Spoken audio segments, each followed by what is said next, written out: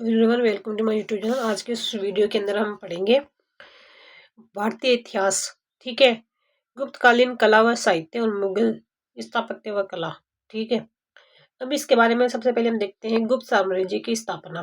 KM Munshi ने गुप्त काल को भारत का स्वर्णिम युग कहा जाता है। गुप्त साम्राज्य 275 से 250 ईस्वी का उदय 3वीं शताब्दी में हुआ। विष्णु पुराण, वायु पुराण और भागवत पुराण के अनुसार आरंभिक गुप्त राज में मगध, उत्तर पश्चिम बंगाल तक गंगा नदी के तटीय क्षेत्र शामिल थे। गुप्त शासकों का इतिहास साहित्य, सिक्कों और अभिलेखों की सहायता से लिखा गया है। गुप्त साम्राज्य की स्थापना 275 ईस्वी श्रीगुप्त द्वारा की गई थी। श्रीगुप्त ने महाराजा की उपाधि धारण की थी। प्रभावती गुप्त के पुन्ना ताम्रपत्र अभिलेख में श्रीगुप्त का उल्लेख गुप्त वंश के आदि राज के स्वरूप में किया गया है। लगभग 280 ईस्वी में श्रीगुप्त ने घटोत्कच को अपना उत्तराधिकार बनाया था। प्रभावती गुप्त के पुनर्वृद्धपुर ताम्रपत्र अभिलेख में घटोत्कच को गुप्त वंश का प्रथम राजा बताया है। चंद्रगुप्त प्रथम 319 ईस्वी 335 ईस्वी से चंद्रगुप्त ने सर्वप्रथम महाराजा राजा की उपाधि धारण की तथा लिच्छवी कुल की कन्या कुमार देवी से विवाह किया। इसी कुमार देवी का पुत्र समुद्रगुप्त था, इसलिए समुद्रगुप्त को लिच्छवी द्वित्री भी कहा जाता है। चंद्रगुप्त प्रथम ने गुप्त संवत 319-320 ईस्वी चलाया। समुद्रगुप्त 335 ईस्वी 375। समुद्रगुप्त कवि राजा के नाम से भी जाना जाता था और वह वीणा में भी निपुण था और उसके कुछ सिक्कों पर उसे वीणा बजाते हुए दिखाया गया है। यह सबसे शक्तिशाली गुप्त सम्राट था। समुद्रगुप्त के कुछ सिक्कों पर अश्वमेघ पराक्रम लिखा हुआ मिलता है, जो उसके द्वारा अश्वमेघ यज्ञ करने का सूचक है। समुद्रगुप्त के पास एक शक्तिशाली नौसेना थी तथा इसने भी महाराजा धीराज की उपाधि धारण की थी। उल्लेखनीय है कि गुप्त शासक विष्णु के उपासक थे। प्रयाग प्रशस्ति के अनुसार उसकी मां कुमार देवी लिच्छवीगण की थी। स्मिथ ने समुद्रगुप्त को भारत का नेपोलियन कहा है। समुद्रगुप्त समकालीन लंका नरेश मेघवर्धन था, जिसने समुद्रगुप्त से कहा बिहार में बौद्ध मंदिर बनवाने की आज्ञा मांगी थी। समुद्रगुप्त के शरीर पर युद्ध मैदान में कुठारों, कुल्हाड़ियों, तीरों, भालों, बरछों, तलवारों, लोहे की गदाओं, नुकीले तीरों तथा अन्य सैकड़ों हथियारों से घाव लगने होने के कारण इसे योद्धा समुद्रगुप्त भी कहा गया है। समुद्रगुप्त की युद्ध नीति। हरिशरण की प्रयाग प्रशस्ति के अनुसार इसने 4 तरह की युद्ध नीति अपनाई। आर्यवर्त ने 9 राज्य नालंदा, पाटलिपुत्र, कन्नौज, प्रयागराज, मथुरा आदि को समुद्रगुप्त ने हराकर उनके राज्यों को अपने साम्राज्य में मिला लिया। इसे राज प्रबस बौद्धरण की नीति कहा गया है। उत्तर पूर्व के 9 गणतंत्र राज्य असम, तटीय बंगाल, नेपाल तथा उत्तर पश्चिम के कई गण व संघ के साथ समुद्रगुप्त ने सोरकर दानाज्ञाकरण परमागमन नीति का अनुसरण किया। यह समुद्रगुप्त के लिए उपहार लाते थे, उसकी आज्ञा का पालन करते थे तथा दरबार में उपस्थित होते थे। दक्षिणापथ के 12 राज्यों कौशल, महांतका, कोरल, पिष्टपुर, कोटूर, एड्रपल्ली, अविमुक्त, वेंगी, पालक, देवराश्रय, कुस्थलपुर, कांची द्वारा हार स्वीकार कर समुद्रगुप्त के सामने आत्मसमर्पण करने पर समुद्रगुप्त ने उन्हें फिर से शासन करने की अनुमति दे दी, जिसे ग्रहण में मोक्ष अनुग्रह की नीति कहा गया है। ब्राह्मण इलाके के शासक, जिनमें संभवतः कुषाण, शक तथा श्रीलंका के शासक शामिल थे, ने समुद्रगुप्त की अधीनता स्वीकार कर अपनी पुत्रियों का विवाह उससे किया। इसे आत्मनिवेदन कन्यापान की नीति कहा गया। फिर है प्रयाग प्रशस्ति। प्रयाग प्रशस्ति यह इलाहाबाद अशोक के स्तंभ पर उत्कीर्ण है। प्रयागराज प्रशस्ति समुद्रगुप्त की विजयों पर प्रकाश डालती है। इसकी रचना समुद्रगुप्त के दरबारी कवि हरिशरण ने संस्कृत भाषा में की थी। हरिशरण समुद्रगुप्त की महाधीर सेवक के साथ कुमार मात्या युद्ध व शांति का मंत्री, महादंडा नायक, मुख्य नायक, अधिकारी, एक संधि विग्रह भी था। इसकी भाषा संस्कृत लिपि, ब्राह्मणी लिपि और शैली चंपू है। इसमें समुद्रगुप्त को गुरु तंब्रु व नारुद को लज्जित करने वाला, विद्या का संघर्ष और धर्म के प्राची तथा ईश्वर के बराबर बताया है। इसमें समुद्रगुप्त के पितामह, दादा, पिता और माता के बारे में जानकारी मिलती है। प्रयाग प्रशस्ति में समुद्रगुप्त को करुणा युक्त, गायों का दाता, मानवता के लिए दिव्यमान, उदारता की को प्रतिमूर्ति, कविराज तथा कुबेर, वरुण, इंद्र और यम के तुल्य बताया है। इसमें गुप्त वंश के आरंभिक शासकों का भी उल्लेख मिलता है। इस प्रशस्ति में अशोक मौर्य व मुगल शासक जहांगीर के लेख भी उत्तीर्ण है। फिर बाद के अंदर आ जाता है चंद्रगुप्त द्वितीय। ठीक है ना। तो चंद्रगुप्त जो द्वितीय है ना, ये 375 से, ठीक है,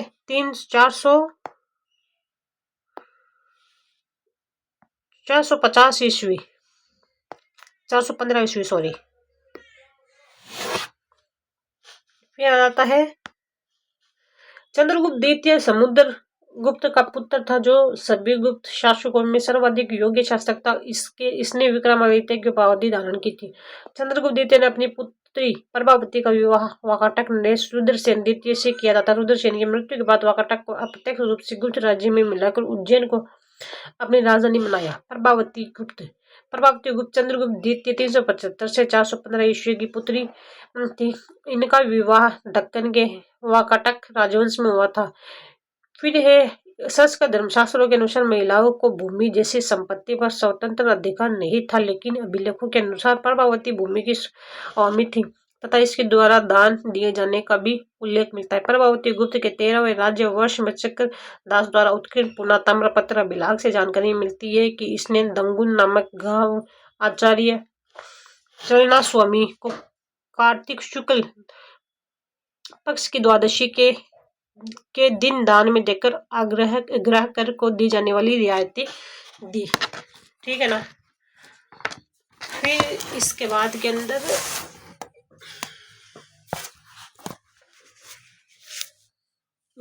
में है, फिर आ जाता है गुप्त वंश की आरंभिक राजधानी पाटलिपुत्र और पटना थी। चंद्रगुप्त द्वितीय ने पश्चिमी भारत के शक शासक रुद्रसेन तृतीय को पराजित करके शकारी की उपाधि धारण की थी। शकों को पराजित करने के उपलक्ष्य में चंद्रगुप्त द्वितीय ने चांदी के सिक्के चलाए थे तथा माना जाता है कि विक्रम संवत 58 ईसा पूर्व भी चलाया। महरौली अभिलेख से चंद्रगुप्त द्वितीय के साम्राज्य विस्तार की जानकारी मिलती है। चंद्रगुप्त द्वितीय के दरबार में 9 रत्न थे: कालिदास, शंकु, अमर सिंह, वेताल भट्ट, शपड़क, धनवंतरी, गटकरपर, वरुचि, वरामिहिर। फिर बाद में जाता है कुमार गुप्त प्रथम 415 ईस्वी से 455 ईस्वी। चंद्रगुप्त द्वितीय के पुत्र कुमार गुप्त ने बड़ी संख्या में मुद्रा जारी करवाई। भरतपुर के निकट भैयाना मुद्रा भंडार से कुमार गुप्त की 623 मुद्राएं प्राप्त हुई। कुमार गुप्त को अपने शासन के अंतिम समय में पुष्यमित्र जातियों के विद्रोह का सामना करना पड़ा। इसकी जानकारी स्कंदगुप्त के भीतरी गांव स्तंभलेख से मिलती है। नालंदा विश्वविद्यालय। चीनी बौद्ध यात्री के अहिंसा श्वेताग के अनुसार नालंदा विश्वविद्यालय का संस्थापक शक्रादित्य कुमारगुप्त प्रथम था। नालंदा विश्वविद्यालय में अहिंसा के समय 10,000 से अधिक शिक्षक छात्र थे तथा कुलपति शिलभद्र था। सांग ने नालंदा विश्वविद्यालय के शिक्षकों को योग्यता व बुद्धि में सबसे आगे बताया। नालंदा का मठ्य विश्वविद्यालय एक महाविहार था। यहाँ बौद्ध धर्म के सभी 3 संप्रदायों थेरवाद, महायान और वज्रयान से संबंधित शिक्षा दी जाती है। यह महायान ऑक्सफोर्ड कहलाता है। यहाँ चीन, तिब्बत, श्रीलंका, थाईलैंड, बर्मा के बौद्ध भिक्षु शिक्षा प्राप्त करने आते थे। 12वीं शताब्दी में बख्तियार खिजली द्वारा इसे नष्ट कर दिया गया। नालंदा में विशाल पुस्तकालय था जिसे धर्मगंज, धर्मयज्ञ कहा जाता था तथा रत्नोदधि, रत्नासागर एवं रत्नरंजक इसी पुस्तकालय के भाग थे। फिर बाद के अंदर आ जाता है स्कंद गुप्त 455 से 467 ईस्वी। भीतरीगांव स्तंभलेख के अनुसार इसने हुणों को पराजित किया और विक्रमादित्य की उपाधि धारण की। इसकी स्वर्ण मुद्राओं को विक्रमादित्य की उपाधि मिलती है। जूनागढ़ अभिलेख में हुणों को मलेच्छा कहा है। स्कंदगुप्त ने पुष्यमित्रों, वाकाटकों व नागवंश के शासकों को पराजित किया तथा गुप्त साम्राज्य को बंगाल की खाड़ी से अरब सागर तक अक्षुण्ण बनाए रखा। स्कंदगुप्त प्रजापलक, उदार तथा धर्म सहिष्णु शासक था। स्कंदगुप्त की मृत्यु के बाद गुप्त साम्राज्य का विखंडन एवं विभाजन प्रारंभ हो गया। फिर है सुदर्शनशील झील। शासक है चंद्रगुप्त मौर्य। सौराष्ट्र के गवर्नर पुष्पगुप्त वैश्य। विशेष है झील का निर्माण। अशोक, यवन, तुषाशप झील पर बांध तथा नहर का निर्माण करवाया गया। रुद्रादामन, सुविशाक पहलव झील पर बांध की मरम्मत व पुनर्निर्माण करवाया। स्कंदगुप्त, पर्णदत्त झील व बांध की मरम्मत व पुनर्निर्माण करवाया। इस झील का विस्तृत उल्लेख रुद्रा दामन के जूनागढ़ अभिलेखों से मिलता है, जिसमें बताया गया है कि भीषण तूफान के कारण इसके कटिबंध टूट गए। तब तत्कालीन शासन रुद्रामन ने बिना अपनी प्रजा से अतिरिक्त कर लिए स्वयं के खर्चे से इस झील का पुनर्निर्माण करवाया था। लगभग 5वीं शताब्दी में उल्लेखनीय स्कंदगुप्त के जूनागढ़ अभिलेख के अनुसार गुप्त सम्राट साम्राज्य स्कंदगुप्त के समय सौराष्ट्र प्रांत के गवर्नर पन्नादर के पुत्र चक्रपाली से समय गिरनार नगर का पुरपाल था कि देख रेख में इस झील का पुनर्निर्माण करवाया गया था। फिर है परवर्ती गुप्त शासक। स्कंदगुप्त के पश्चात पुरुगुप्त, नरसिंहगुप्त, कुमारगुप्त द्वितीय, बुधगुप्त, बलादित्य द्वितीय, कुमारगुप्त तृतीय और विष्णुगुप्त के ने शासन किया। अंतिम गुप्त शासक विष्णुगुप्त था। संभवतः बंगाल के गौड़ शासकों ने अंतिम रूप से गुप्त साम्राज्य को समाप्त कर दिया। गुप्तों के पतन का मूल कारण केंद्रीय शक्ति का दुर्बल होना था। डॉक्टर हेमचंद्र राय चौधरी ने गुप्त सम्राटों का बौद्ध धर्म की ओर झुकाव इनके पतन का कारण मानना है। सामाजिक धार्मिक जीवन। गुप्तकालीन समाज में चतुर्वर्ण व्यवस्था पूर्ण रूप से प्रतिष्ठित थी। कौटिल्य के अर्थशास्त्र वराहमिहिर की वृहद संहिता में चारों वर्णों के लिए अलग अलग बस्तियों का उल्लेख मिलता है। ठीक है ना। फिर है गुप्तकालीन समाज में स्त्री शिक्षा तथा शासक वर्ग में बहुपत्नी प्रथा का प्रचलन था, जबकि दहेज प्रथा व पर्दा प्रथा का प्रचलन नहीं था। गुप्तकालीन समाज में 8 प्रकार के विवाह का प्रचलन था। स्वयंवर प्रथा भी विद्यमान थी। मनुस्मृति में पहली, चौथी, 5वीं और 6वीं में विवाह पद्धति का उदाहरण मिलता है। इस काल में मिश्रित जातियां मुर्दा व शक्तिकरण, अम्बष्ट, पार्श्व, उग्र आदि थे। कायस्थ गुप्त काल में एक वर्ग था, परंतु बाद में यह एक जाति के रूप में अस्तित्व आ गया। फिर है वाह्ययान। गुप्त काल में चीनी यात्री वाह्ययान 399 से 1414 ईस्वी भारत यात्रा पर आया था। वाह्ययान के अनुसार चंद्रगुप्त द्वितीय के शासन में उसकी प्रजा सुखी थी। राजा न तो शारीरिक दंड था और न ही प्राण दंड। चांडालों के अलावा कोई भी मांस एवं मदिरा का सेवन नहीं करता था। लोग घरों के ताले भी नहीं लगाते थे। चीनी यात्री वाह्ययान के अनुसार गुप्तकालीन समाज में धार्मिक असमानताएं विद्यमान थी। अछूत लोग शहरों से बाहर रहते थे तथा शहर में आने से पूर्व इन्हें आग्रह करना पड़ता था। वाह्ययान के समय प्रसिद्ध नगर श्रावस्ती, वैशाली, कौशाम्बी उजड़ने लगे थे तथा उनके स्थान पर कई व्यापारिक नगर जैसे उज्जैन, कन्नौज आदि समृद्ध हो गए थे। फाशियन समुद्री मार्ग से चीन वापस आ गया तथा अपने साथ पांडुलिपि व बुद्ध की मूर्तियां ले गया था। गुप्तकालीन कर व्यवस्था। गुप्तकालीन साहित्य में निम्न करों का उल्लेख मिलता है। भाग राजा का भूमि के उत्पादन से प्राप्त होने वाला 1/6 हिस्सा। भोग राजा को हर दिन फल फूल सब्जियों के रूप में देकर। फिर बाद में है अग्रहार। अग्रहार गुप्त काल में वह भूभाग जो ब्राह्मणों को दान स्वरूप दिया जाता था तथा ब्राह्मणों में भूमि कर सहित किसी भी प्रकार का कर नहीं लिया जाता था, जबकि ब्राह्मणों को स्थानीय लोगों से कर वसूलने का अधिकार था। ऊपरी कर एवं उद्रग्रह यह एक प्रकार का भूमि कर था। आर्थिक जीवन। गुप्त सम्राटों में सर्वप्रथम चंद्रगुप्त प्रथम ने सिक्के प्रचलित किए। कुमारगुप्त को ने सर्वप्रथम सिक्कों का प्रचलन किया था। साधारण जनता का जीवन दैनिक जीवन के विनिमय में वस्तुओं का आदान प्रदान या फिर कौड़ियों से काम चलाती थी। गुप्त काल में स्वर्णिम सिक्कों को दिनार कहा जाता था। इन सिक्कों पर संस्कृत ब्राह्मी लिपि में लेख उत्कीर्ण थे। गुप्त शासकों ने सोने के अलावा चांदी व तांबे के सिक्के भी जारी किए थे। गुप्त काल में व्यापारिक श्रेणियां आधुनिक बैंकों की तरह काम करती थी। फिर बाद के अंदर इस काल की श्रेणियां अपने आंतरिक मामलों में पूर्णतः स्वतंत्र होती थी। नालंदा तथा वैशाली से गुप्तकालीन श्रेणियां सार्थवाहों एवं कुलिकों एवं मूर्य प्राप्त हुई है। श्रेणी का प्रधान ज्येष्ठक तथा निगम का प्रधान श्रेष्ठी कहलाता था। गुप्त काल में श्रेणी से बड़ी संस्था निगम होती थी, जिसके सदस्य शिल्प श्रेणियां होती थी। गुप्तकालीन श्रेणियां अपने सदस्यों के आचरण पर भी नियंत्रण रखती थी। व्यापारिक कारवां का नेतृत्व करने वाला सातवाहन कहलाता था। कुमारगुप्त के मंदसौर अभिलेख से ज्ञात होता है कि दशपुर मंदसौर में तंतुवाहों जुलाहों की एक श्रेणी थी, जिसमें ने सूर्य मंदिर की स्थापना की थी। फिर बाद में जाता है विदेशी व्यापार। रघुवंश और दश कुमार चरित में ताम्रलिपि कलकत्ता बंदरगाह से होने वाला सामुद्रिक व्यापार के उल्लेख है। पूर्वी तट के प्रमुख बंदरगाहों में घंटशाला, कंदूर, गंगा के मुहाने ताम्रलिपि थी, जिनमें ताम्रलिपि पूर्वी तट का सबसे बड़ा बंदरगाह था। पश्चिम भारत का सबसे प्रमुख बंदरगाह मरगुक्शा भड़ोच था, यहाँ से पश्चिमी देशों के साथ व्यापार होता था। भारत में चीन से रेशम, इथोपिया से हाथीदांत तथा अरब, ईरान और बैक्टीरिया से घोड़ों का आयात होता था। चीनी रेशम चीना शंकु के नाम से प्रसिद्ध था, जिसकी भारत में अधिक मांग थी। भारत से निर्यात की जाने वाली वस्तुओं में मसाले, मोती, वस्त्र, नील आदि प्रमुख थे। गुप्तकालीन कृषि, स्मृतियों, व्रत संहिता, अमरकोश आदि से गुप्तकालीन कृषि के बारे में जानकारी मिलती है। वृहद संहिता में बीजों की गुणवत्ता बढ़ाने एवं धरती की उर्वरता शक्ति में वृद्धि करने के तरीकों का उल्लेख मिलता है। और श्रावण, बसंत व चैत्र वैशाख में तैयार होने वाली 3 फसलों का उल्लेख मिलता है। अमरकोश में उपज की विभिन्न वस्तुओं, फसलों के नाम और 12 प्रकार की भूमि का उल्लेख मिलता है। गुप्त काल में करीब 5 प्रकार की भूमि के प्रचलन का उल्लेख मिलता है। क्षेत्र भूमि, वास्तु भूमि, चारागाह भूमि, खील भूमि, अपरहम भूमि। सिंचाई में रहट या घंटी यंत्र का प्रयोग होता था। काम दंतक कृत इंतजार में गोपालन को वेश्यों का पेश बताया है।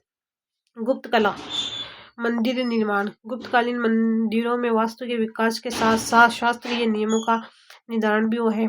वर्गाकार गर्भगृह और खंभों से युक्त द्वार मंडप के विकास के साथ गुप्तकालीन में मंदिर वास्तुकला का आविर्भाव हुआ है। आरंभिक चरण में मंदिर सपाट सतवाल थे। कालांतर में तक्षित गढ़े हुए शिविरों से युक्त मंदिरों का क्रमिक विकास हुआ है। गुप्तकालीन मंदिर नागर शैली का उदाहरण प्रस्तुत करते हैं।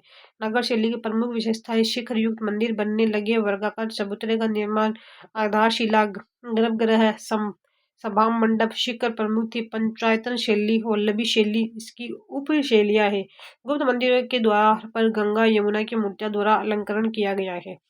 गुप्त काल में भागवत धर्म सबसे पहले लोकप्रिय धर्म था। गुप्त काल का दूसरे लोकप्रिय धर्म शैव धर्म था। चंद्रगुप्त द्वितीय के काल में मथुरा शैव धर्म का प्रमुख केंद्र था। देवगढ़ का दशावतार मंदिर पंचायतन शैली में निर्मित पश्चिमाभिमुखी मंदिर है। मंदिरों की दीवारों पर विष्णु की 3 ऊपरी आकृतियां, दक्षिणी दीवार पर शेषशयन, पूर्वी दीवार पर नर नारायण तथा पश्चिमी दीवार पर गजेंद्र मोक्ष का दृश्य चित्र है। इस मंदिर के चबूतरे पर महाकाव्यों का प्रभाव दिखाई देता है। फिर बाद के अंदर आ जाता है उत्तर प्रदेश के भितरगांव के मंदिर का निर्माण 1500 साल पहले पक्की ईंट व पत्थरों से किया गया था। इस मंदिर में ऊंचाई तक शिखर का निर्माण हुआ, मंडप बनाए गए थे। गुप्तकालीन सांची में निर्मित मंदिर संख्या 17 आरंभिक चरण का सपाट सत युक्त मंदिर था। गुप्तकालीन में सर्वप्रथम मंदिर निर्माण आरंभ हुआ। इस काल के मंदिर नागर शैली में बने। प्रमुख मंदिर इस प्रकार है। विष्णु मंदिर तिगवा एमपी गोलाकार है। शिव मंदिर भूमरा मय एमपी वर्गाकार है। पार्वती नाचना कुठार एमपी वर्गाकार है। लक्ष्मण सिर छत्तीसगढ़। दशावतार देवगढ़ यूपी। शिखर युक्त गुप्त कालीन श्रेष्ठ मंदिर लक्ष्मण मंदिर भीतरी गांव यूपी ईंटों से निर्मित। पहाड़पुर राजशाही बांग्लादेश। मुकुंदरा मंदिर कोटा राजस्थान। गोप मंदिर गुजरात।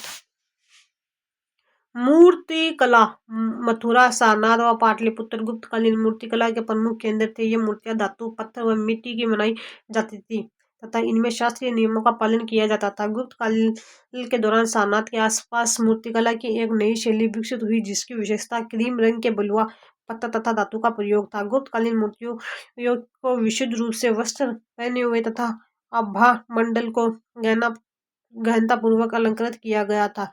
शिव के अर्धनारीश्वर रूप की रचना गुप्तकालीन मूर्तिकला की प्रमुख विशेषता थी। मूर्तिकला की विशेषता थी परिधनों की मात्रा, अलंकृत प्रभा मंडल, विशेष के सज्जा, मुद्रा, आसन, आध्यात्मिका, सरलता व भारतीयकरण। फिर आता है गुप्तकालीन मूर्तिकला के उदाहरण है। प्राप्त मूर्तियां बुद्ध की मूर्ति सुल्तानगंज, महावीर की मूर्ति मथुरा, विष्णु मूर्ति शेषशाही विष्णु पाषाण प्रतिमा देवगढ़ व मथुरा। वराह की मूर्तियां एदन व उदयगिरी। 80 फुट ऊंची तांबे की बुद्ध की मूर्ति नालंदा, लोहा स्तंभ दिल्ली। महात्मा बुद्ध की भूमि स्पर्श मुद्रा बोध गया। बुद्ध की आदम कद प्रतिमा जमालपुर मथुरा। ऋषभ देव की कांस्य प्रतिमा चौसा हरिहर विदिशा। ब्रह्मी के चतुर्मुखी कांस्य मूर्ति मीरपुर खास। महिषासुर दुर्गा वध की मूर्ति उदयगिरी, मुंडित सिर वाली बुद्ध मूर्ति, ठीक है ना, मूर्ति मानकवर प्रयागराज, सारनाथ के धर्मचक्र प्रवर्तन मुद्रा सारनाथ, मुंडित सिर वाली बुद्ध की मूर्ति मानकुंवर प्रयागराज से प्राप्त हुई तथा महिषासुर मर्दिनी की मूर्ति उदयगिरी से मिलती है। मध्य प्रदेश के एरन से विष्णु वराह रूप की मूर्ति प्राप्त हुई। पुराणों के अनुसार जल में डूबी पृथ्वी को बचाने के लिए विष्णु ने वराह का रूप धारण किया था। इस मूर्ति में पृथ्वी को स्त्री के रूप में दर्शाया गया है। सुल्तानगंज भागलपुर बिहार से बुद्ध की 1 टन की तांबे की खड़ी मूर्ति मिली है जो पद्मासन व धर्मचक्र मुद्रा में है। यह मूर्ति गुप्तकालीन ताम्र शिल्प का श्रेष्ठ उदाहरण है। सुल्तानगंज से प्राप्त बुद्ध मूर्ति वर्तमान में इंग्लैंड के बर्मिंघम के संग्रहालय में है। फिर है चित्रकला, अजंता की गुफाएं। गुप्तकालीन चित्रकला के उत्कृष्ट उदाहरण अजंता व बाघ की गुफाओं से प्राप्त होते हैं। महाराष्ट्र के औरंगाबाद जिले में बाघेरा नदी में पहाड़ काटकर दूसरी नदी ईसापुर में अजंता की गुफाएं बनाई गई, ठीक है ना। यहाँ कुल 29 गुफाएं जिनमें से 4 गुफाएं चैत्य तथा शेष गुफाएं विहार है। एनसीईआरटी कक्षा 12 के अनुसार अजंता में 26 गुफाएं जिसमें से 4 चैत्य विहार। अजंता की गुफा से बौद्ध धर्म की जातक तथा परिनिर्वाण महाराणा शस्त्र राजकुमारी के चित्र प्राप्त हुए। अजंता की गुफा 16 में उत्कीर्ण मन्नासन राजकुमारी का चित्र तथा गुफा 17 में उत्कीर्ण माता व शिशु का चित्र सर्वोत्कृष्ट माना जाते हैं। गुफा 17 को चित्रशाला भी कहा जाता है। उल्लेखनीय है कि अजंता के चित्रों का विषय धार्मिक तथा बाघ के चित्रों का विषय सांस्कृतिक है। एलोरा की गुफाएं महाराष्ट्र के औरंगाबाद जिला में है। इनकी कुल संख्या 34 है। ये गुफाएं जैन, बौद्ध और ब्राह्मण धर्म से संबंधित है। ये गुफाएं विशेष रूप से बौद्ध और ब्राह्मण धर्म से के मध्य अंतर दर्शाती है। बाघ की गुफाएं, ठीक है, बाघ की गुफाएं एमपी के ग्वालियर में स्थित है। यहाँ 9 गुफाएं मिली है। यहाँ से प्राप्त भित्ति चित्र लौकिक जीवन से संबंधित गुफा संख्या 4 को रंगशाला कहा जाता है। उदयगिरी की गुफाएं विदिशा एमपी में स्थित है। इनका निर्माण चंद्रगुप्त द्वितीय के संरक्षण में हुआ है। उदयगिरी की गुफा दीवारों पर मूर्तियां उत्कीर्ण की गई है जिनमें विष्णु के वराह सुअर अवतार की मूर्ति उल्लेखनीय है। फिर है अभिलेख, सांची अभिलेख एमपी जिसे चंद्रगुप्त द्वितीय द्वारा बौद्ध प्रतिष्ठान के लिए दान उनका वितरण मिलता है। तुमन शिलालेख एमपी से कुमार गुप्त प्रथम द्वारा मंदिर निर्माण कराए जाने की जानकारी मिलती है। स्कंदगुप्त के काल में स्थापित कखोम अभिलेख में जैन तीर्थंकरों पार्श्वनाथ का ब्राह्मी लिपि में अभिलेख मिलता है। फिर बाद के अंदर आ जाता है बुद्ध गुप्त पहाड़पुर ताम्रपत्र अभिलेख बांग्लादेश, शंकरपुर ताम्रपत्र एमपी। बुद्ध गुप्त का अंतिम ज्ञात अभिलेख है बिलसड़ अभिलेख यूपी कुमार गुप्त कालीन। इस अभिलेख से कार्तिक के मंदिर का विवरण होता है। फिर गुप्त कालीन प्रमुख प्रशस्ति, समुद्रगुप्त प्रयाग प्रशस्ति, चंद्रगुप्त द्वितीय मथुरा स्तंभ लेख, उदयगिरी गुहा लेख, महरौली स्तंभ लेख, सांची अभिलेख, कुमार गुप्त, बिलसड़ अभिलेख, मंदसौर अभिलेख, तुमन शिलालेख, स्कंदगुप्त, जूनागढ़ अभिलेख, भीतरी गांव लेख, कड़वा शिलालेख, कोहम अभिलेख, गया अभिलेख व नालंदा अभिलेख। बुद्धगुप्त पहाड़पुर ताम्रपत्र अभिलेख, शंकरपुर ताम्रपत्र अभिलेख, साहित्य विज्ञान।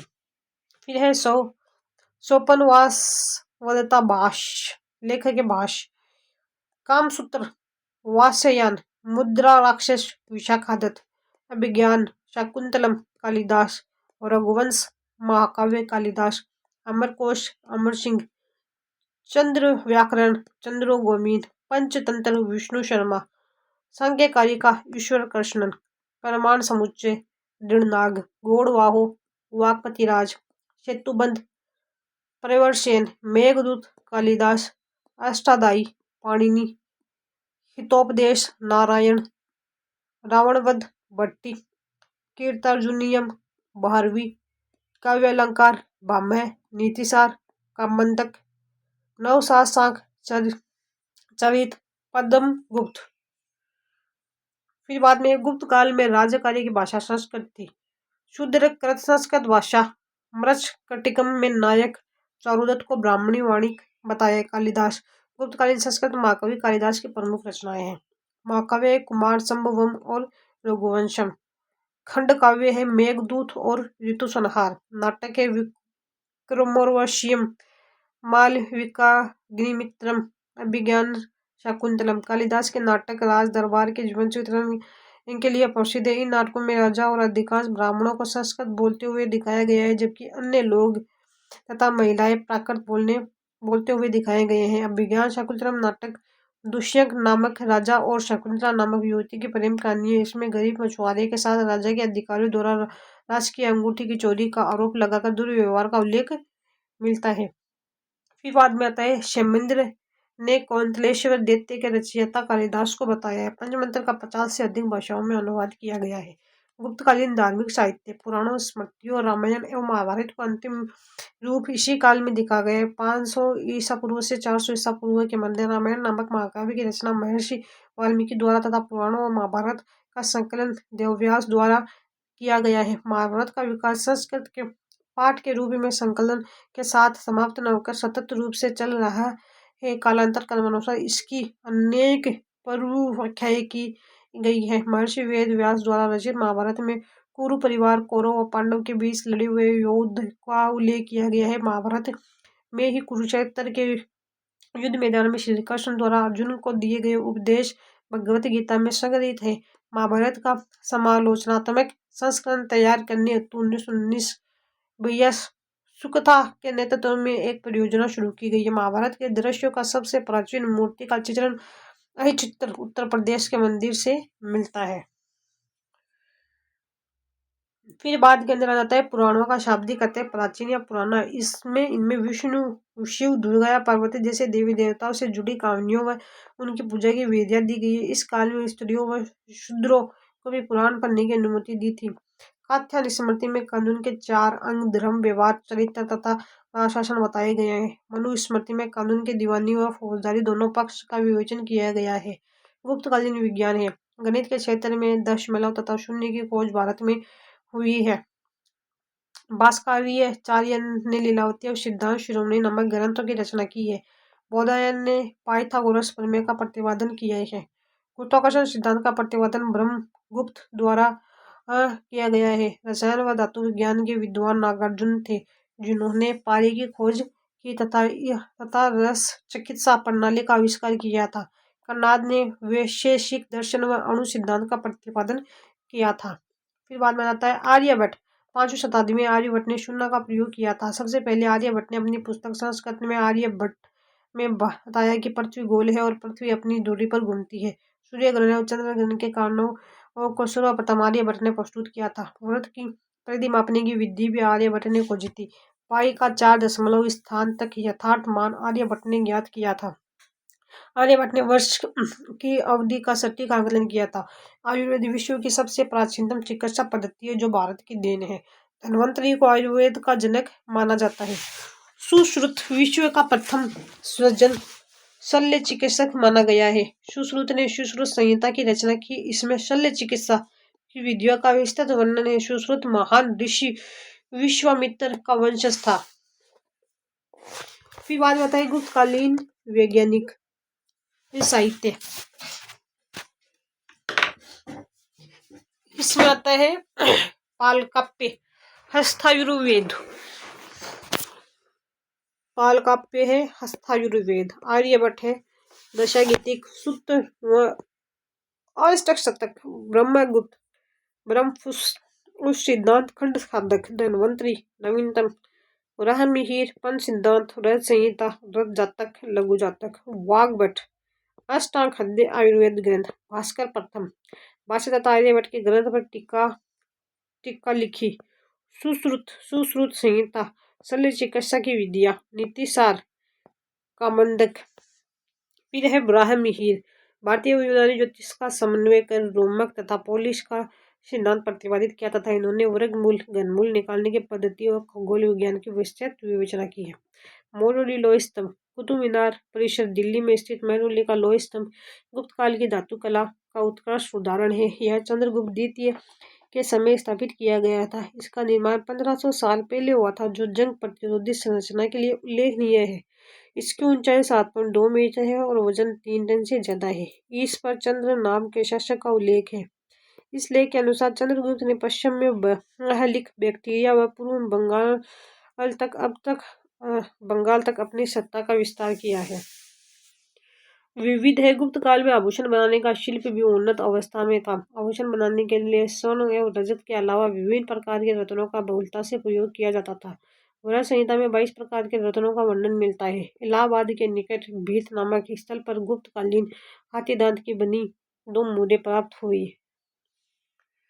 फिर बाद में है क्वेश्चंस। नालंदा विश्वविद्यालय का संस्थापक किस गुप्त शासक को माना जाता है? तो वो है कुमारगुप्त प्रथम। भारत में सबसे प्राचीन विहार है नालंदा।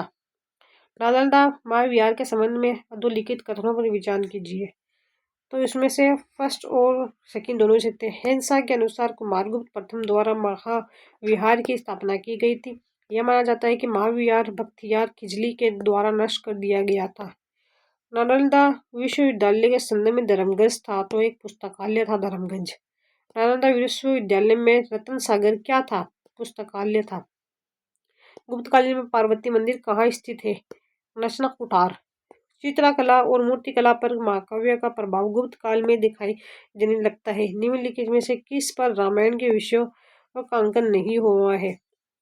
रेजम नामा पर, देवगढ़ के दशावतार मंदिर के चबूतरे पर, इन सब पर हुआ है। पटड़कल के विरूपाक्ष मंदिर पर उत्कीर्ण मूर्तियां में, एलोरा के कैलाश मंदिर की दीवारों पर।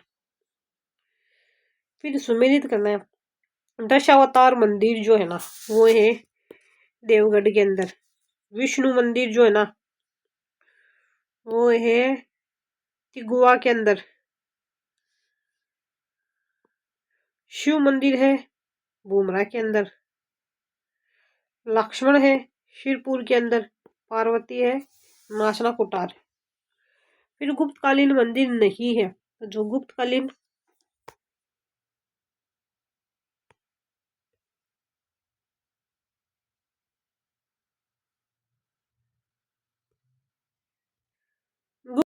मंदिर नहीं है, तो जो नहीं ना खजुराहो का कंदरिया महादेव मंदिर। गुप्तकालीन दशावतार मंदिर स्थित है, तो वो है देवगढ़ के अंदर स्थित है। भितरगांव का मंदिर कहाँ पर स्थित है? तो यूपी के अंदर स्थित है। गुप्त काल का निर्माण में से कौन सा मंदिर एमपी में अवस्थित नहीं है? तो जो एमपी में नहीं है ना वो है देवगढ़ का दशावतार मंदिर नहीं है। बाकी सारे हैं तिगवा विष्णु मंदिर, बुमरा का मंदिर, नचना कुठार। फिर है कौन सा मंदिर ईंटों से निर्मित है? तो वो है भितरागांव का विष्णु मंदिर। फिर सुमेलित करना है। सपात छत वाला चौकोर मंदिर, तो ये है सांची मंदिर संख्या 18। वर्गाकार मंदिर एक विमान के साथ, तो ये भी है नचना कुठार और बुमरा पार्वती शिव मंदिर। शिखर सहित वर्गाकार मंदिर देवगढ़ और भितरागांव।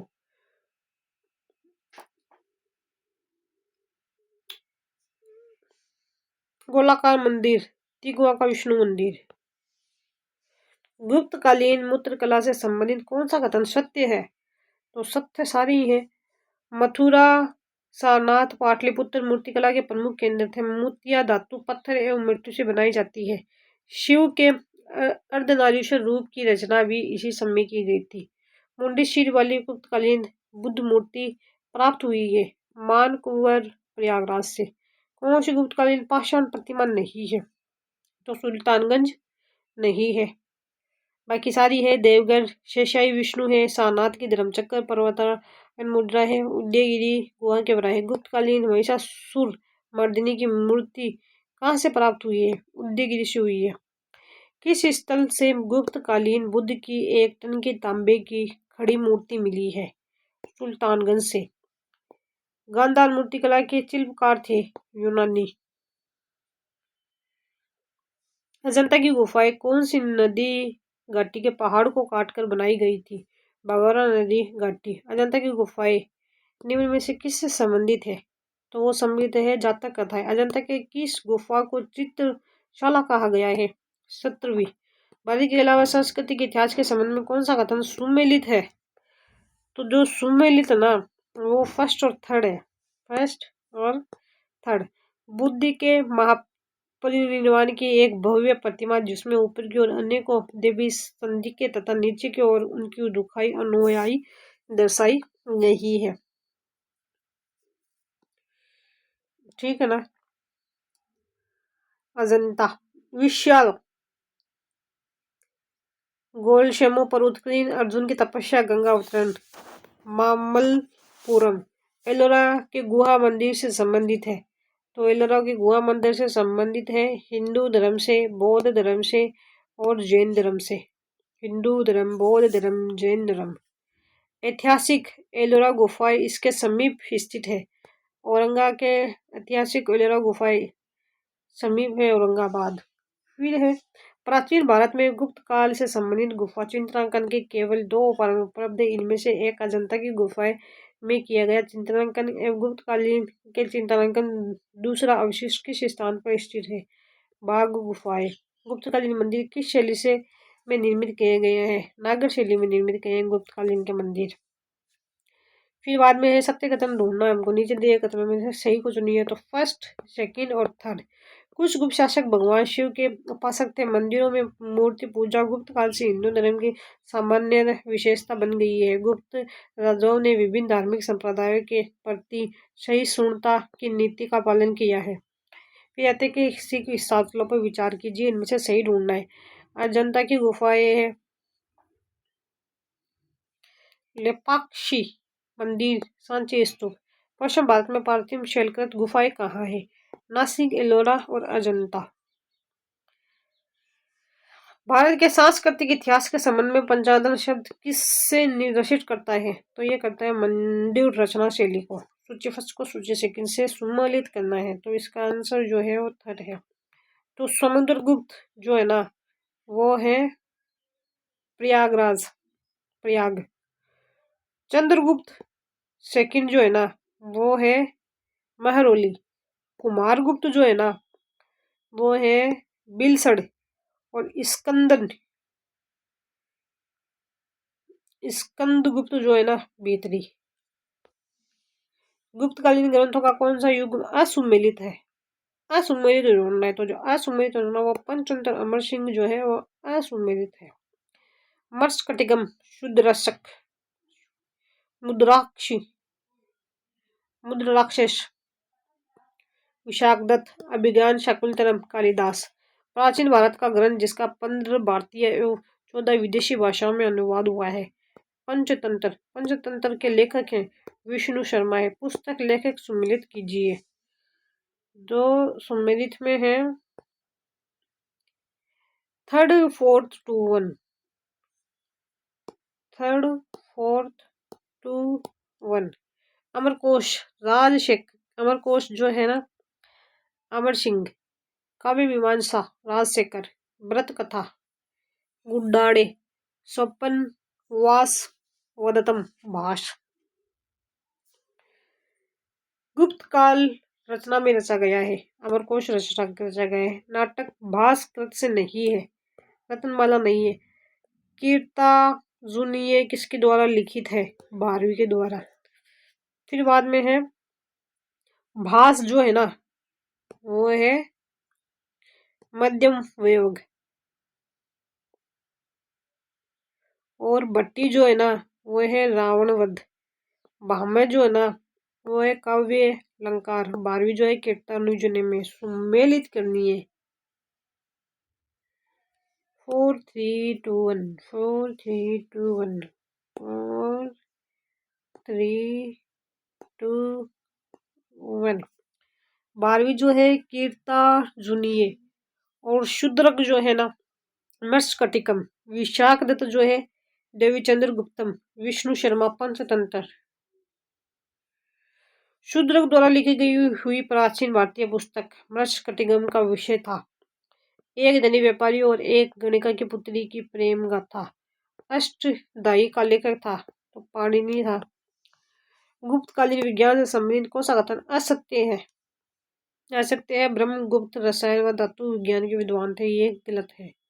आर्यभट्ट के अनुसार पृथ्वी अपनी दूरी पर घूमती है हुई सूर्य की परिक्रमा करती है। वराहमिहिर ने पंच सिद्धांतिक का लघु जातक, रजातक, रस संहिता नामक ग्रंथ की रचना की थी। कर्नाड ने वैशेषिक दर्शन व अणु सिद्धांत का प्रतिपादन किया था। फिर है असुमेलित, देखना है हमको। असुमेलित जो है ना वो है दशीगीति का पाद भास्कर प्रथम। उपकालीन वैज्ञानिक साहित्य से संबंधित कौन सा युग असुमेलित है? फिर है ब्रह्मसूत्र सिद्धांत जो है ब्रह्मगुप्त ने किया जाता। अष्टांग हृदय वाग्भट हस्थौर आयुर्वेद पाल काव्य गुप्तकालीन किस स्मृत एक ग्रंथ में कानून के 4 अंग बताए हैं? कात्यायन स्मृति। फिर ये महाभारत की रचना किसने की थी? महर्षि वेदव्यास ने की थी। कुमार संभवम और रघुवंश नामक महाकाव्य लिखे हैं, कालिदास ने लिखे हैं। फिर बाद में है देवीचंद्र गुप्तम बुक जो है वो कालिदास ने नहीं लिखी थी। बाकी ये है अभिज्ञान शकुंतलम, ये लिखी थी, और रघुवंश भी लिखी थी, और मालिके विज्ञानम भी लिखी थी। फिर है कौन से नाटक में गुप्त काल में एक गरीब मछुआरे के साथ राज कर्मचारियों के दूध व्यवहार की बात की गई है? अभिज्ञान शकुंतलम।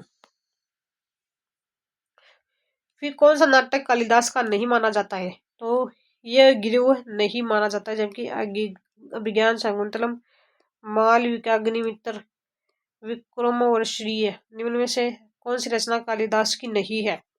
तो मृच्छ कटिगम जो है वो कालिदास की नहीं है। संस्कृत ग्रंथों में से कौन सा एक नाटक है? तो जो नाटक है ना मालविकाग्निमित्र है। कौन सी रचना कालिदास की नहीं है? तो कादम्बरी नहीं है कालिदास की। मेघदूत, रघुवंश और कुमार संभव ये सब है। पाई का यथार्थ मान किसने ज्ञात किया था? आर्यभट्ट ने किया था। शून्य का आविष्कार किसने किया था? ये अज्ञात भारतीय ने किया था। फिर आ जाता है आर्यभट्ट के विषय में दिए गए कथनों में से निम्न में से सही कथन है। तो जो सही कथन है ना 1 2 3 4 सारी है। वह पहला खगोल शास्त्री था जिसने ब्रह्म ग्रहण की वैज्ञानिक व्याख्या दी थी। पृथ्वी अपनी दूरी पर घूमती है, यह खोजने वाला भी पहला था। उसने 1 वर्ष की अवधि का अत्यंत ही सटीक आकलन किया था। पाई के मान का परिकलन करने वाला प्राचीन भारतीय विद्वान कौन था? बोधायन था। लीलावती प्राचीन भारत का वृद्ध वृत्तांत किसने संबंधित है? तो गणेश से है। निम्न में से किसका प्राचीन भारत के आयुर्वेद शास्त्र से संबंध नहीं है? भास्कराचार्य। रस चिकित्सा प्रणाली का आविष्कार किसने किया है? नागार्जुन ने। निम्न में से कौन सा गुप्त काल में अपनी आयुर्विज्ञान विशेषज्ञ रचना के लिए जाना जाता है? तो सुश्रुत जाना जाता है। गुप्त काल में हाथियों की चिकित्सा से संबंधित ग्रंथ हस्तायुर्वेद की रचना किसने की थी? तो पाल काप्य ने की थी। फिर आता है ब्रह्म मिहिर की बृहत संहिता की रचना हुई थी, तो ये हुई थी 6वीं शताब्दी में हुई थी। सुमेलित नहीं है, तो ब्रह्मगुप्त पंच सिद्धांति का सुमेलित नहीं है। आर्यभट्ट जो है आर्यभट्टियम, ब्रह्म मिहिर, भरत संहिता, भास्कर सिद्धांत शिरोमणि कौन सा युग में सही नहीं है? तो जो सही नहीं है वो है आर्यभट्ट लघुजात तक वाला नहीं है।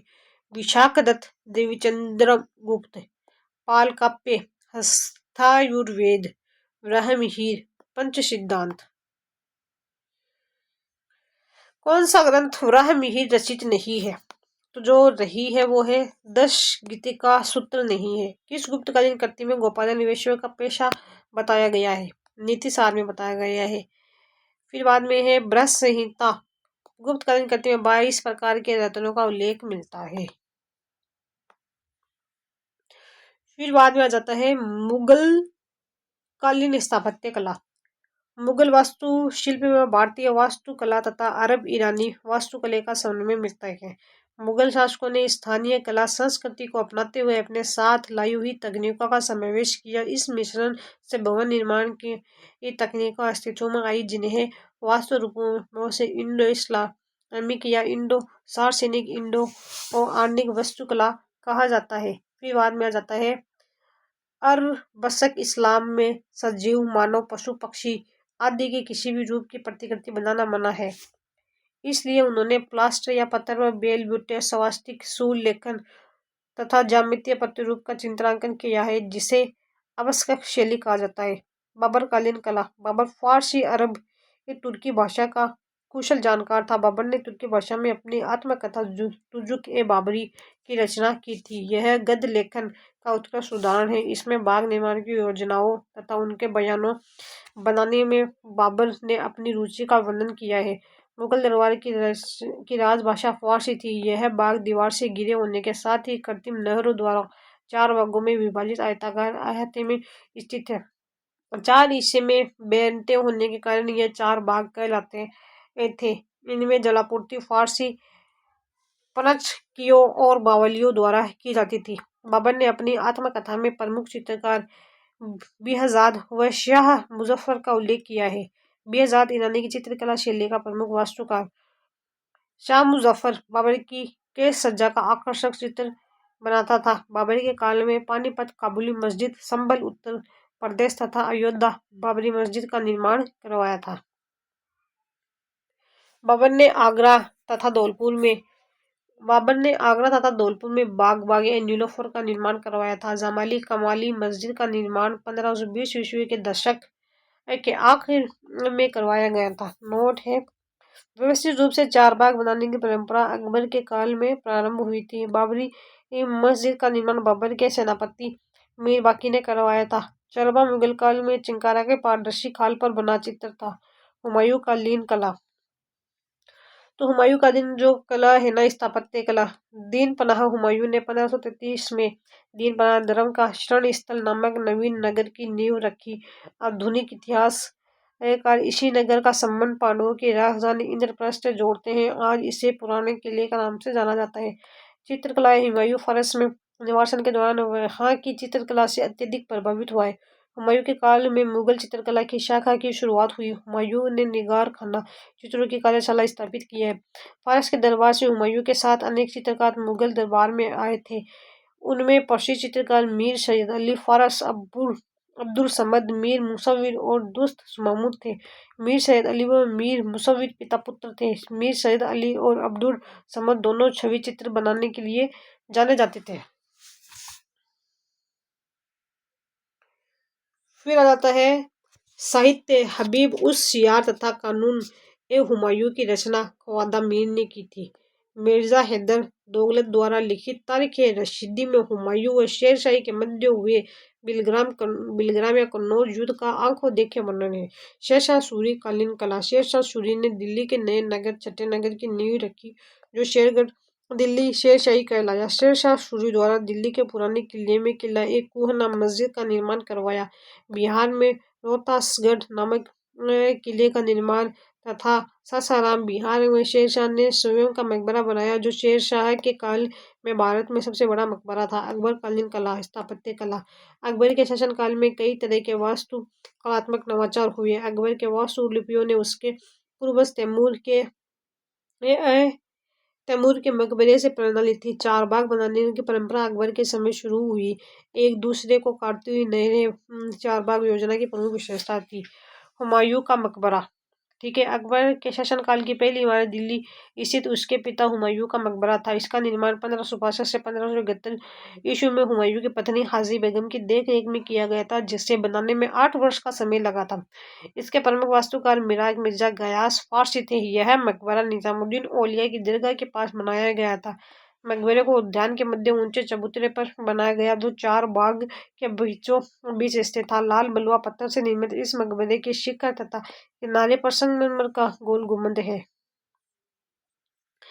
इसके मुकाबले मकबरे को ताजमहल का अग्रगामी प्रेरणा स्रोत माना जाता है। दोहरे गुंबद का पहली बार प्रयोग इसी मकबरे में किया गया था। हुमायूं के मकबरे में पहली बार केंद्रीय गुंबद तथा मेहराबदार प्रवेश द्वार पिस्तल का प्रयोग किया गया है। हुमायूं के मकबरे के निर्माण 800 गो अथवा हस्त विहिस्त की परंपरा में हुआ था, जिसमें एक केंद्रीय कक्ष 8 कमरों से घिरा होता था। आगरा का किला। अकबर ने 1564 ईस्वी में आगरे के किले की नींव रखी, जो 1571 में बनकर तैयार हुआ। इसमें जहांगीर महल उल्लेखनीय है। अबुल फजल के अनुसार आगरा के किले में 500 से भी अधिक लाल बलुआ पत्थर की इमारतें थी। इसका मुख्य प्रवेश द्वार दिल्ली दरवाजा था, जिस पर सफेद संगमरमर से जड़ाऊ काम किया गया था। किले की अधिकांश इमारतों को शाह जहाँ द्वारा नष्ट कर उनकी जंग संगमरमर की इमारतें बनवाई गई। अकबर द्वारा निर्मित इस किले के निर्माण हेतु 200 पत्थर काटने वाले, 2000 चूना सीमेंट बनाने वाले तथा 80,000 मजदूर लगे थे। फतेहपुर सीकरी। अकबर ने फतेहपुर सीकरी 1570 से 1585 नामक नवीन राजधानी का निर्माण गुजराती तथा मालवा की शैली के समावेश में से किया। अकबर कालीन श्रेष्ठतम इमारतें फतेहपुर सीकरी में है। फतेहपुर सीकरी में निर्मित इमारतें। फतेहपुर सीकरी में स्थित जामा मस्जिद तत्कालीन मुगल कालीन की सबसे विशाल मस्जिद थी। इसी मस्जिद में बुलंद दरवाजा बनाया गया था। अकबर ने अपनी गुजरात विजय की स्मृति में जामा मस्जिद के दक्षिण पूर्व में बुलंद दरवाजा बनाया। इस दरवाजे के निर्माण में लाल और पीले रंग के बलुआ पत्थर का उपयोग तथा संगमरमर की शीर्षक जड़ावत की गई थी। अकबर ने शेख सलीम चिश्ती के मकबरे का निर्माण लाल बलुआ पत्थर से करवाया, जिसे जहांगीर के काल में संगमरमर से परिवर्तित किया गया। यह बारीक जालियों व नक्काशीदार दीवारगिरों के लिए प्रसिद्ध है। फिर है दीवाने आम आयताकार प्रांगण में स्थित सार्वजनिक भवन था। दीवाने एक खास निजी दर्शन कक्ष इसके शीर्ष पर जैन शैली के मेहराबदार ब्रैकेटों पर टिका हुआ पत्थर पर गोल चबूतरा बना है। इसमें बौद्ध व हिंदू वास्तुकला की झलक दिखाई देते हैं। पड़ोसी ब्राउन ने तुर्की सुल्ताना के महल को मुगल स्थापत्य का मोती कहा है। गुजराती शैली में निर्मित जोधाबाई का महल फतेहपुर सीकरी की सबसे बड़ी इमारत है। पंचमहल बौद्ध शैली में निर्मित, जिस पर विभिन्न धर्मों व संप्रदायों की निशानी उत्कीर्ण है। फतेहपुर सीकरी की अन्य प्रमुख इमारतें अकबर का महल, अनूप तालाब, ख्वाबगाह है या अकबर का शान कक्ष, दफ्तर खाना या रिकॉर्ड की कार्यालय, बीरबल महल, प्रशासनिक महल, लाल बलुआ पत्थर से निर्मित चौराहा, हरसूक अंतिम संरचना।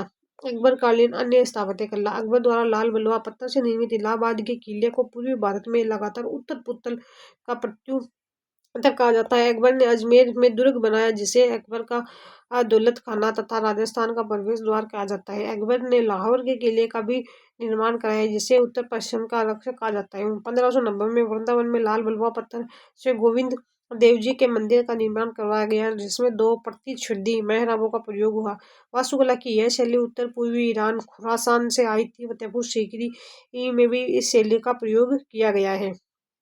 फिर है इबादत खाना। अकबर ने फतेहपुर सीकरी में उलेमा, ब्राह्मणों, जेसुइट पादरियों तथा जरथुस्त्र धर्म के अनुयायियों के साथ धर्म चर्चा करने हेतु इबादत खाना की स्थापना की। अकबर यहाँ विभिन्न धर्मों के विद्वानों के साथ चर्चा किया करता था। फिर है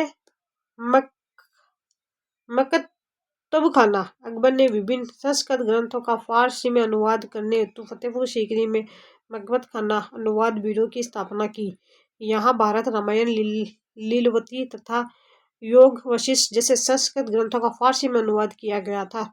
रजमनामा महाभारत का फारसी भाषा में अनुवाद है। महाभारत का फारसी अनुवाद करने वाले में नकीब खां, अब्दुल कादिर बदायूनी व शेख सुल्तान आदि शामिल है। लीलावती का फारसी अनुवाद अबुल फजल, पंचतंत्र का फारसी अनुवाद अबुल फजल ने अनवर ए सुहेली नाम से किया। हरिवंश पुराण व मुगल काल में फारसी भाषा में बदायूनी के द्वारा अनुवाद किया गया था। अकबरनामा। अबुल फजल ने अकबरनामा की रचना 3 जिल्द में की थी। इसके प्रथम जिल्द में आदम से लेकर अकबर के जीवन के एक खगोलीय काल चक्र का वर्णन किया था। दूसरी जिल्द में अकबर ने 46वें शासन काल तक का वर्णन किया था। तीसरी जिल्द आईना अकबरी कहलाती है। आईना ए अकबरी 5 भागों में दफ्तर का संकलन है, जिसके पहले 3 भागों में प्रशासन का विवरण मिलता है। मंजिल आबादी पहला भाग, इसमें शाही घर परिवार और उसके रख रखाव का वर्णन है।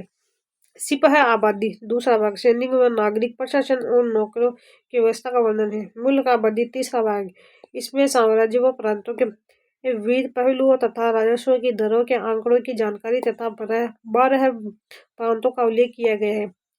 नस्तलिख शैली। नस्तलिख शैली सुलेखन की फारसी लिपि थी। अकबर की यह पसंदीदा शैली एक तरल शैली थी, जिसे लंबे सपाट प्रवाही ढंग से लिखा जाता था। कश्मीर का मोहम्मद हुसैन अकबर के दरबार में नस्तलिख शैली का प्रसिद्ध कलाकार था। अकबर ने इसे जरीन कलम, सोने की कलम की उपाधि दी थी। फिर बाद के अंदर आ जाता है किताब खाना। हाथ से लिखी जाने वाली रचना पांडुलिपियां कहलाती है। मुगल काल में पांडुलिपियों की रचना का केंद्र शाही किताब खाना था।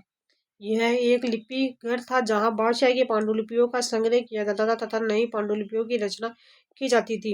अब्दुल रहीम खान खाना, रहीमदास तथा रम खान अकबर काली हिंदी भाषा के कवि थे। चक्कर कवि ने जान की पढ़ने नवा संस्कृत ग्रंथ की रचना की थी।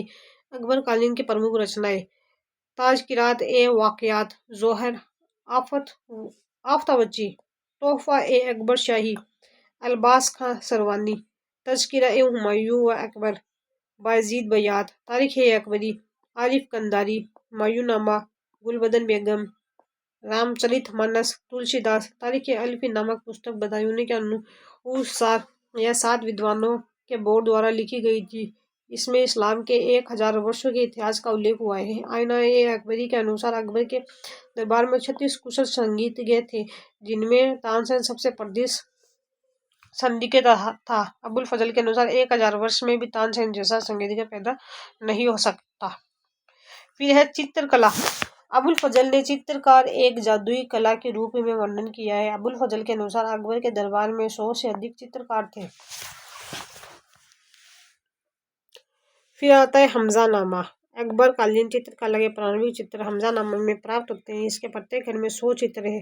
हमजानामा अमीर हमजा की कहानी पर आधारित है, जो पैगंबर मोहम्मद के चाचा थे। इसमें हमजा के जासूस कैमूर शहर पर हमला करते दिखाया गया है। हमजानामा मीर सैयद अली व मोहम्मद समद के निरीक्षण में चित्रित की गई है। अब्दुल समद को अकबर ने शीशी कलम की उपाधि प्रदान की। अकबर के दरबार में प्रमुख चित्रकार में दसवंत था, जिसे ने रजमनामा महाभारत का फारसी में अनुवाद का चित्रांकन किया था। यह 1589 में तैयार हुआ, जिनमें 169 चित्र है। अकबर ने ऐतिहासिक कार्यों को भी चित्रित करवाया था, जिनमें तारीख है अल्फी में इस्लाम के पहले 1000 वर्षों का इतिहास का चित्रांकन तथा तैमूरनामा में तैमूर के जीवन का चित्रांकन किया गया है। गोवर्धन मिस्किन व बसावेन की वे अकबर कालीन प्रमुख चित्रकार थे। मिस्किन नवाम आर्क नामक चित्र तथा गोवर्धन पर्वत को उठाते हुए कृष्ण का चित्रांकन किया है। बसवान ने मेडोना एंड चाइल्ड का चित्र भी बनवाया, जो आरंभी मुगल सैन्य का महत्वपूर्ण चित्र माना जाता है। रामदास ने अकबरनामा में फतेहपुर सीकरी में हुए शहजादे सलीम के जन्म का चित्रांकन किया है। फिर बाद के अंदर आ जाता है जहांगीर कालीन कला। सबसे पहले आ जाती है स्थापत्य कला। एतमुद्दौला का मकबरा ईरानी शैली में निर्मित एतमुद्दौला एतमाद-उद-दौला का मकबरा आगरा चतुर्भुजाकार है। यह मुगल काल की प्रथम इमारत थी, जिसमें व्यापक स्तर पर सफेद संगमरमर का प्रयोग किया गया था। संगमरमर में बहुमूल्य पत्थरों की जड़ावट, जिसे एपित्रा ड्यूरा के नाम से जाना जाता है, का उपयोग पहली बार इस मकबरे में किया गया था। अकबर का मकबरा। जहांगीर ने वास्तुकला की अपेक्षा चित्रकला को अधिक बढ़ावा दिया है। उसके काल की सबसे महत्वपूर्ण इमारत आगरा के निकट सिकंदरा में निर्मित अकबर का मकबरा था। यह मकबरा तराशे हुए 3 मंजिला पिरामिड पंचमहल के समान था। जहांगीर कालीन अन्य इमारतों में उसके स्वयं का मकबरा है, जो लोहार के पास शाहदरा में उसकी पत्नी नूर जहां द्वारा बनाया गया था। चित्रकला। जहांगीर का काल मुगल चित्रकला का स्वर्ण युग या चरमोत्कर्ष माना जाता है। इस समय व्यक्तिवादी प्रतिकृतियों का निर्माण किए जाने लगा है। पर्सी ब्राउन ने जहांगीर को मुगल चित्रकला की आत्मा कहा है। जहांगीर ने चित्रकला की स्थापना करवाई तथा अकारिजा और अबुल हसन को नियुक्त किया। अबुल हसन को जहांगीर ने नदी उल जमान की उपाधि दी। जहांगीर के काल में चित्रशाला के कलाकार की सृजनात्मकता के कारण देशी, फारसी तथा यूरोपीय शैलियों का सम्मिश्रण कर चित्रों की जीवंत एवं विशिष्ट शैली का जन्म हुआ है। इस समय चित्रकारों ने अपनी व्यक्तिगत शैलियों का विकसित किया। इसके समय की सबसे महत्वपूर्ण चित्र पांडुलिपि जहांगीरनामा है। प्रमुख चित्रकार हैं। मंसूर ने पशुओं, फूलों तथा शिकार के चित्रों का चित्रांकन किया है। इनके प्रमुख चित्र ज़ेब्रा का चित्र तथा पक्षी विश्राम पर बाज का चित्र है। इसे नादिर उल असर की उपाधि दी गई थी। अबुल हसन और बिशनदास शाही दरबार के चित्रांकन में तथा गोवर्धन को धार्मिक चित्रों के चित्रांकन में सिंहस्थ हासिल कर थी। अब्दुल हसन और मनोहर द्वारा 1620 ईस्वी में जहांगीरनामा में जहांगीर का दरबारी चित्रांकन किया था। अबुल हसन ने जहांगीर को देदीप्यमान कपड़ों और आभूषणों में अपने पिता अकबर के चित्रों को हाथ में लिए तथा दरिद्रता की आकृतियों को मारते हुए जहांगीर का चित्रण किया है। जहांगीर का स्वप्न का चित्र, जिसमें जहांगीर को सवाफी शाह अब्बास को गले लगाते हुए चित्र भी अबुल हसन ने किया है। जहांगीर द्वारा शहजादे खुर्रम को तुलादान समारोह जश्न ए वजब में बहुमूल्य धातुओं से तोले जाने का चित्र भी प्राप्त हुए। जहांगीर ने बिशन दास को कंधार के शाह अब्बास के परिवार का व्यक्तिगत चित्रण करते हुए भेजा। चित्र अपने चित्र में जहांगीर को रेतगढ़ी आवार गिलास पर विराजमान दर्शाया। फराक बेग ने बीजापुर के सुल्तान आदिल शाह द्वितीय का तंबूरा बजाते हुए चित्रण किया है। शाहजहांकालीन कला स्थापत्य कला शाहजहां का काल मुगल वास्तुकला का स्वर्ण काल तथा चरमोत्कर्ष काल कहलाता है। इस दौरान मुगल वास्तुकला में विभिन्न तत्वों का सद्भावपूर्ण संश्लेषण किया गया है। शाहजहां को उसके चित्रकार ने साम्राज्य व धर्म की कार्यशाला का वास्तुशिल्पी बताया। शाहजहां के सभी भवन विशेष रूप से मस्जिद से मिलते जुलते बनाए गए थे तथा शाहजहां का सिंहासन जिसे मंच पर रखा होता था उसे प्राय किबला कहा जाता था। इन वास्तुकलात्मक अभिलक्षणों का तात्पर्य था कि राजा पृथ्वी पर ईश्वर का प्रतिनिधि है। शाहजहानाबाद 1638 से 39 ईस्वी में शाहजहां ने दिल्ली में यमुना नदी तट पर लाल किले तथा नवीन शाही राजधानी शाहजहांबाद का निर्माण प्रारंभ करवाया तथा नदी तट पर शाही महल बनवाया। शाहजहानाबाद में अकबराबाद गेट, दिल्ली गेट तथा लाहौर गेट का निर्माण भी करवाया था। शाहजहां ने यहाँ 2 मस्जिदों, एक ईदगाह तथा जामा मस्जिद का निर्माण करवाया था। जामा मस्जिद उस समय की देश की सबसे बड़ी मस्जिद थी। फिर है लाल किले में निर्मित दीवाने खास, व्यक्तिगत सभा समारोह हेतु दीवाने आम, सार्वजनिक सभा समारोह का चिहिर सुत्तूनू अर्थात 40 खंभों का सभा भवन भी कहते हैं। इसे सिंहासन के छज्जे का निर्माण 1648 ईस्वी में पूरा हुआ है। पितरा दुरासन मरमर अथवा बलुआ पत्थर पर रंगीन ठोस पत्थरों को दबाकर बनाए गए सुंदर तथा अलंकृत नमूने। शाहजहांकालीन दिल्ली में निर्मित लाल किले में बादशाह के सिंहासन के पीछे पितृता डूरा के जड़ाऊ काम की एक श्रृंखला बनाई गई थी जिसमें यूनानी देवता अफियस को वीणा बजाते हुए चित्रित किया गया था। फिर बाद के अंदर आ जाता है ताजमहल। आगरा में स्थित ताजमहल का निर्माण यमुना नदी के बाईं ओर 1643 ईस्वी में पूर्ण करवाया गया था।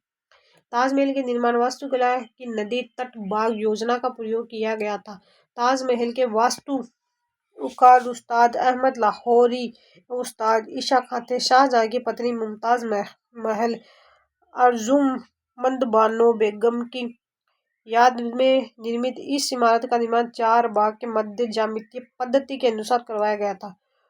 नोट: कुछ विद्वानों का मानना है कि ताजमहल का वास्तुकार वेनिस का शिल्पकार वेरानियो था। शाहजहां ने कश्मीर में शालीमार बाग का निर्माण करवाया था। तख्त ताउस या मयूर सिंहासन। तख्त ताउस या मयूर सिंहासन या तख्त ए मुर्रसा का निर्माण शाहजहां के काल में बेबादल खां की देखरेख में 7 वर्षों में पूर्ण हुआ था। प्रारंभ में इसे आगरा महल के सार्वजनिक सभा महल में भवन में रखा गया था। बादशाहनामा के अनुसार यह 12 स्तंभों की टिकी छतरी युक्त थी जिसमें रूबी बहुमूल्य पत्थर का प्रयोग किया गया था। यह रूबी पत्थर जहांगीर को शाह अब्बास सवाफी ने भेंट किया था। शाहजहां की मस्जिद। मुगल स्थापत्य के विकास की चरम सीमा दिल्ली की इस मस्जिद में दिखाई देती है।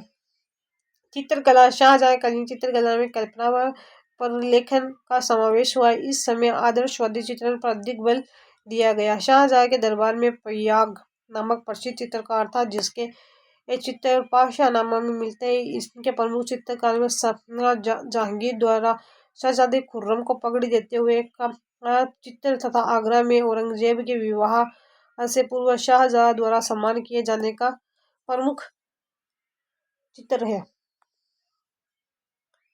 फिर बाद में आता है प्रमुख चित्रकार है फिर द्वारा शिकोह के बारास हाजी मदनी द्वारा चित्र